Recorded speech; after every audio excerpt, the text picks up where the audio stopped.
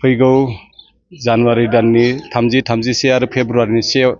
खालाराव जानो गोनां खौसेथि बर' सुबुं आफादनि 12थि बोसोरारि जथुमा आरो धेमाजि जिल्ला खौसेथि बर' सुबुं आफादनि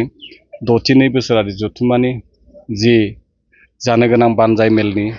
गाहाय मावखुलि बे मावखुलिखौ जों दिनै बेखेवनाय जाबाय। दाखालि बावै थांखि आजावखानाय बायदियै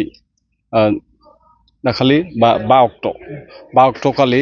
थांखि आजावखानाय बायदियै जों बेखौ दिनै बेखेवनाय जाबाय। दा बेनि गेजेरजों जोङो दिनैनिफ्राय गासैबो साब कमिटिफोरखौ जोंनि दानानै लानाय गासै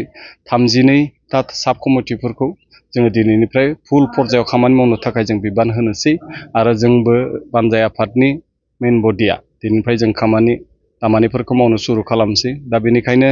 जोङो दिनै बे फुंबिलि समाव गोजोननायजों बयखौबो जोङो खावलायनो सानदों जे फैगौ जि जोंनि जानो गोनां कनफारेन्स बे कनफारेन्सआव आसामाव थानाय गासै गं 22 जिल्लाजों लोगोसे जोंनि बर' थानाय गुबुन गुबुन रायजोफोर जेरै मेघालय, त्रिपुरा आरो वेस्ट बेंगल, अरुणाचल प्रदेश बेजों लोगोसे जोंनि गुबुन रायजो गुबुन हादोर नेपाल आरो बांलादेशनिफ्राय बर'फोर फैगोन। दा बेवहाय जोङो थांखि लानाय बायदिबा बा जोंनि खौसेथि बर' सुबुं आफादा जोंनो रिपर्ट होनाय बायदिबा बाहेरनिफ्राय फ्राय 5,000निबो बांसिन डेलिगेट्सआ बेवहाय लागोन। आरो बेजों लोगोसे जों दिनै मोनसे गोदान थांखि आजावनाय जादों जे खोनासंहोनो थाखाय जोंनि खौसेथि बर' सुबुं आफादनि जि जथुम बे जथुमखौ बयबो रायजोफोरा जाहाथे मोजाङै मिथियो बेनि थाखाय जों एबार गोदान मोनसे नोजोरजों जे अबजारभार डेलिगेट नोजोरबोआरि डेलिगेट्स मोनसे जोङो हानजा जों बेवहाय बाहागो लाहोगोन। दा बेनि गेजेरजों जोंनि बे कनफारेन्सआ फ्राय 20-30 रोजा जोङो सानसेयाव गेदारिंनि जों सिन्था खालामदों। बेनिखायनो जोङो दिनै बानजाय आफादा जानजि खाफ्रादों जे जोंनि कनफारेन्सखौ जोङो गाजा गोमजायै खोब मोजाङै जोङो जाफुंहोनो सानदों। बेनि गेजेराव जेरै जों कालसारनि खोथा कालसारखौ जों सारा आसामनिफ्राय आसामाव थानाय बर'फोरनि गोदोसोनानै थानाय जिफोर हारिमु दङ मोसानाय मुसुरनाय दङ बेफोरखौ जों लाबोनो सानदों। बेजोंनो लोगोसे जोंनि बर'नि जायफोरा नेशनेल लेभेल स्टेट लेभेल मुं मोननाय मोसागिरि खनगिरि बिथांमोनखौ जों जमा खालामनायनि खोथा सिन्था खालामदों। बेजों लोगोसे भलिबल कम्पिटिसना दंखायो आरो जोङो बेनि अनगायैबो जोङो बेवहाय जोंनि जायफोर दैदेनगिरिफोर फैगोन जोंना जिहेतु खौसेथि बर' सुबुं आफादनि जथुमा दिनै बर' कसारि काउन्सिलजों जोंना रिलेटेड जिहेतु इलेक्टेड बडि जायाखै इलेक्सन जायाखै बेनि थाखाय बे कनफारेन्सआव जोंनि आसामनि गिबि मन्थ्रि आसाम आयेन आफादनि बुंथिगिरि आरो लोगोसे सोलोंथाइ मन्थ्रि रनज पेगु लोगोसे लकेल एमएलए आथ' जोंनि प्रेसिडेन्टखा जाहैबाय। बेजों आरो गुबुन गुबुन काउन्सिलनि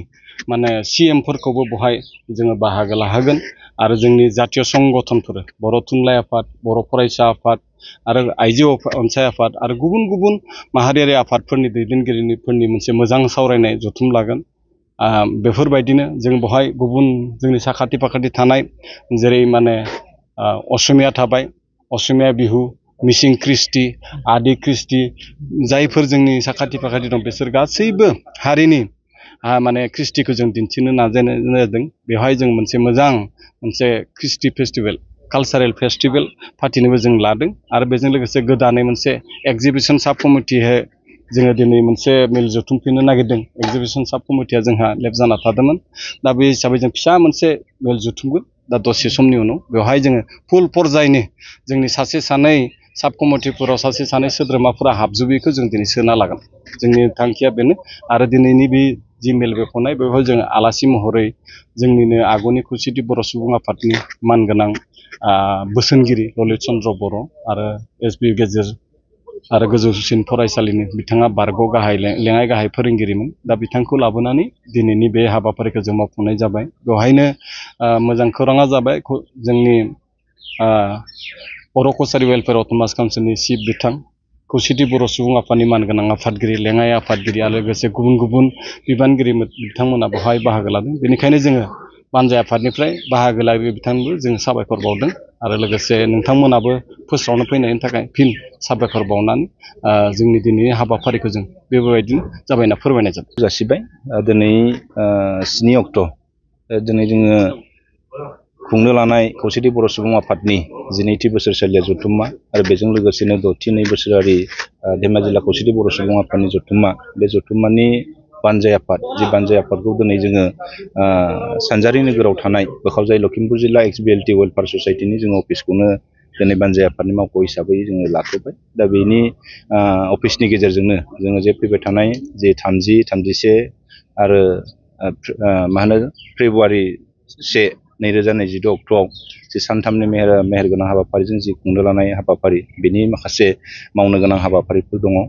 बिजाब बर'नायनि खोथा दङ बानजाय आफादा बिसम्बि बर'नायनि खोथा दङ आरो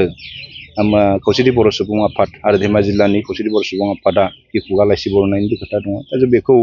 फारि फारि जोङो दानिफ्रायनो जोङो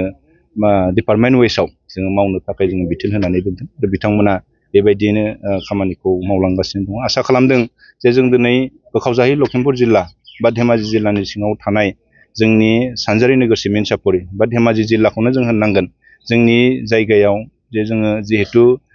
माखासे गिदिर गिदिर मिटिंफोरखौबो खुंबाय थादों आरो जों जिहेतु खौसेयैनो दङ जे जोंनाव थानाय बिभिन्न जाति जनगोष्ठीनि जे आफादफोर दङ जोङो जिहेतु जयैनो दं हिसाबै जे जोङो बानजाय आफादावबो गोबां बिबानाव जे जोङो सोसननानै लानाय जादों गुबुन हारिनिफ्रायबो आरो जोंनि अर्गेनाइजेसनफोरनि माखासे दैदेनगिरिफोराथ' फ्राय जोंना बेवहाय दंखाजोबो जों डिपार्टमेन्टखौ अलरेडि गासैबो जाबाय खिन्थु मोनफा मोननै एसे दंबावो जों बेखौ दिनैनि गेजेरजों जोङो सोनानै आबुं महर दानानै लागोन दा बेखौ जोङो दानो थाखाय जोङो दान्दिसे उनाव जिरायनायनि मोनसे हाबाफारि लागोन बे हाबाफारिनि गेजेरजों जोङो थि खालामनानै लानाय जागोन